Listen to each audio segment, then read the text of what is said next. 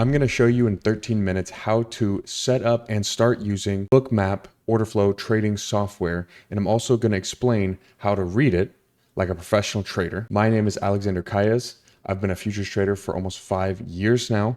I trade prop firms like Top Step, and I'm a day trader. So let's not waste any more time and get straight into it. And if you're unfamiliar with what Bookmap is, it's essentially a trading software that allows you to visualize the level 2 data in the market. The level 2 data is essentially showing you the buyers and sellers in real time. It's showing you the tape. So candlestick charts are showing you after the fact. It's printing what already happened.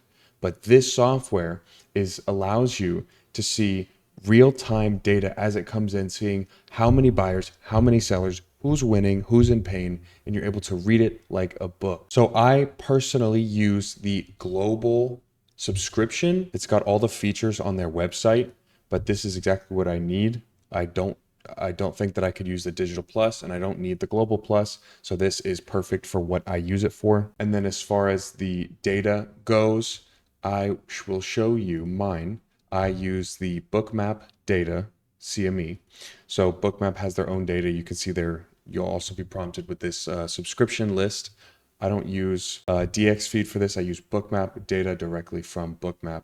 And so obviously it's not on this list because I already have it, but the prices are all pretty similar. And I use the CME data for the ES futures. Now, getting into the software, I know it looks extremely complicated, but I'm going to try my best to break it down as quickly as I can. So let's go over a quick setup guide and how I would set it up and how I use it. So starting over here, I'm going to just go over the most important things that you're really going to use.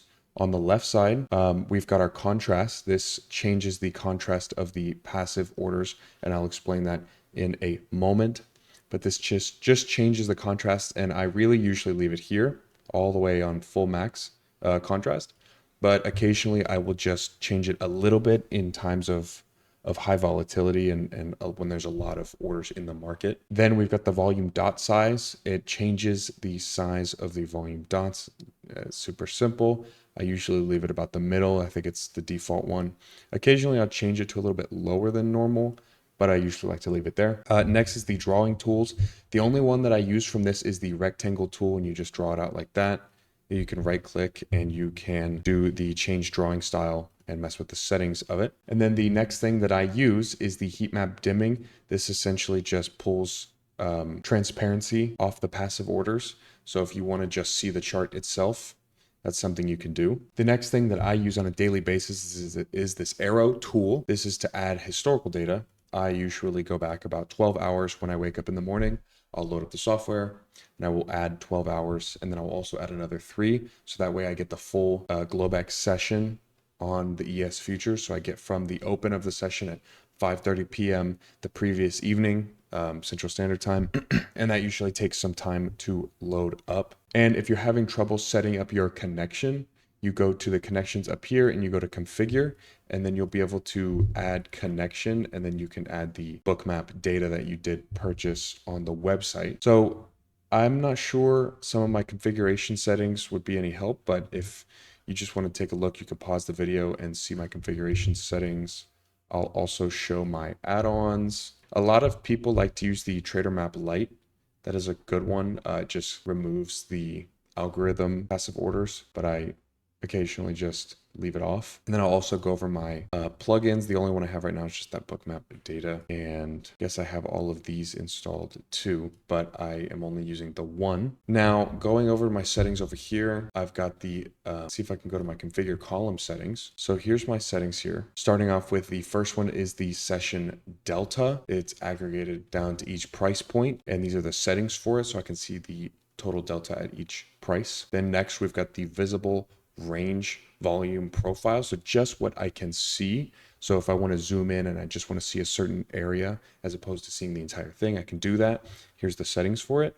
And then I have the total session volume profile, so I can see the entire session, all the entire Globex session, all the way back from 5:30 p.m. the previous night, so I can see like overnight low volume nodes. And then the last one that I have is the order book. So this is where you can see all of the passive orders resting. And you can see all my settings for this stuff too. And this is the only things that I use. Now you hear me say delta, passive, and I'll also go over aggressive. So let's quickly talk about it, right? What the hell is all of these dots and bubbles, right? So if you're unfamiliar with even, if I'm jumping ahead, like you was setting this thing up, let's just quickly go over what this is. If you just got it set up, let's go over it, because this is probably the most powerful tool that you'll ever use, this Bookmap software. So these bubbles essentially represent buyers and sellers, but aggressive buyers and sellers.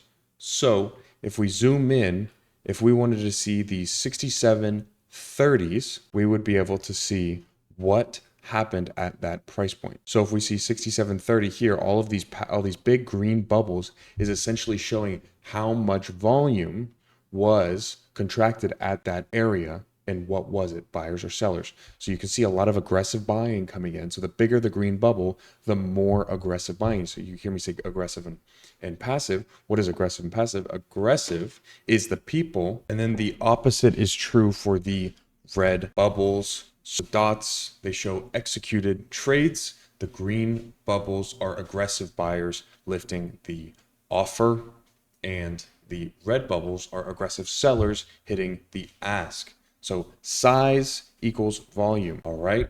And then the passive versus aggressive orders. Passive is limit orders, right? When you see buy limit, sell limit on your broker, the passive is limit orders. They provide liquidity and they rest on the order book, that thing over here. So they are the ones who provide the liquidity in the market. And the aggressive participants are the market orders. Most of you use market orders. You hit the market, it immediately fills you at the best possible price. And to go back, the limit orders, if you don't know, the limit orders fill you at a price that you want. So you select what price you want to get entered into the market, and you have to wait until the price comes up and hits your, the price that you selected. But the market orders get filled immediately. So the aggressive participants are the ones hitting the market. They take liquidity, they cross the spread and execute immediately, right? So the limit orders, they lift the offer, and the aggressive participants move the bid. So this is a core piece of the market microstructure. Don't blow it off. Then I want to talk about stacking, like additions into the passive orders, like I like to call it stacking. So stacking is just more passive interest showing up on the market. For example, this right here would be stacking orders. There's a lot of interest that comes in. And so with these colors too, with the passive participants in these colors, right, it's just showing you that the darker the color, the smaller the amount. And as the closer you get to red, the more that there is. So there's going to be far more orders up here at 67.35 than there is, for example, down here at 67.15. And then you can have pulling orders. So you can have stacking orders and you can have pulling orders. Liquidity disappears before price gets there, often a tell of no real intent.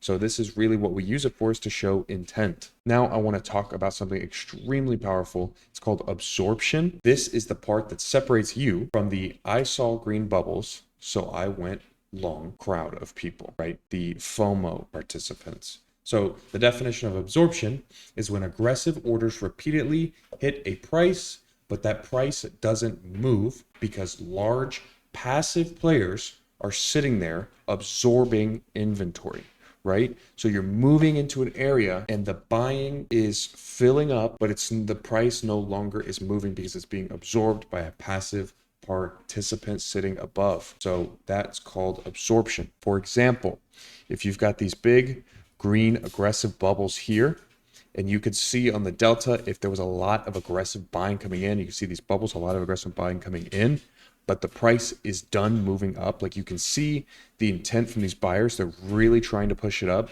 but someone is absorbing them on the top, right? They're being absorbed. That's absorption. So what that looks like on the Bookmap, like I said, repeated large dots into the same level, and the heat map level stays bright and thick, and price stalls despite heavy aggressive pressure. Okay, what does that mean? Someone with size is willing to take the other side. It signals institutional participation, defensive behavior, or reversals and continuations depending on the context. So I also want to talk about auction market theory for just a second. Auction market theory is the idea that markets move to find fair value by auctioning between buyers and sellers. Price rotates around areas of agreement and trends away from areas of disagreement. Okay. I also want to go over once the institutional defense theory, which says that when institutions or big participants move the market in a certain direction, they will have the intent to defend the area that they now control. So if large institutions had to take control of an area using really aggressive orders, and they came in really aggressive and really hard, they want to continue to defend that area that they now control, right? So you look to see these institutions defend the area that they control is essentially what the institutional defense theory is. Exactly what it sounds like. It's just getting in the mind of an institutional trader and seeing how he would protect his position. And then a few other things to talk about. Market orders push price. That's the thing that moves the price up and down. But the passive orders provide the liquidity. And like I said, the passive orders, the limit orders block and absorb price. There's also something called spoofing that you should know about. It's technically illegal in the United States, but people still do it. That is when they will put on a large passive order in the market to attract price that direction, but they have no intention of having it filled. So they will only put that order on to manipulate the market at the time. And then when price starts to get close, they'll pull it. So just remember that the Bookmap helps you see intent, not just price candles. You can actually see what's going on in the market. You're not just reading candlesticks, hoping to figure out what happened in the market. And it's like watching a football game, but just watching the scoreboard after the scoreboard's been updated. Imagine, how are you going to bet on a football game when you don't watch the game and you only watch the scoreboard after it's been updated? You're going to have no idea to see, which players literally on the field are getting tired, which players are doing fantastic, which players are being subbed in, whose defense is in control, whose offense is in control, and vice versa. And the longer that you use this software, the better that you get at it.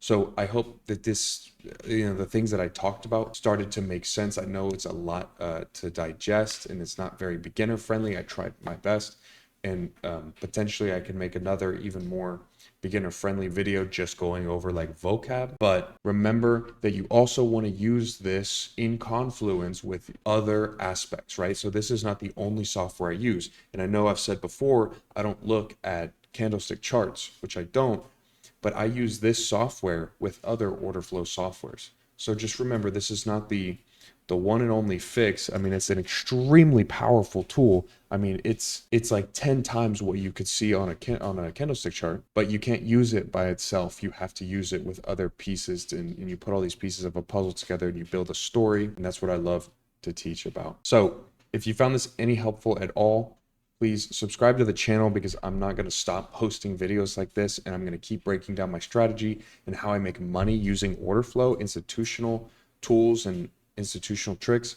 So, and if you liked this video, like it so I know that you guys like this type of educational content. And then also please just comment if anything didn't make sense. Feel free to DM me on Instagram. It's on my YouTube channel. And that's really all I've got. If you guys want a part 2 of me making it longer and going in deeper on any of the concepts, just let me know in the comments, and I'd be happy to talk to you guys about anything. But besides that, thank you very much for watching.